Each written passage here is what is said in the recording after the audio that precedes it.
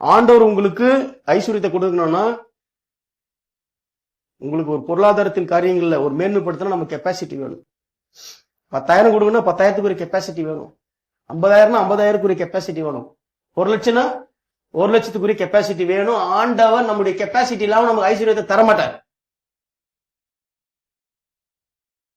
வாய்ப்பே கிடையாது. ஏன் அப்படி சொன்னா, கர்த்தருடைய ஆசீர்வாதம் ஐஸ்வர்யத்தை தரும், அதனோட கூட வேதனையை கூட்டாரு. அப்ப உங்களுக்கு வேதனை வராம இருக்கிறத அவர் பார்ப்பாரு.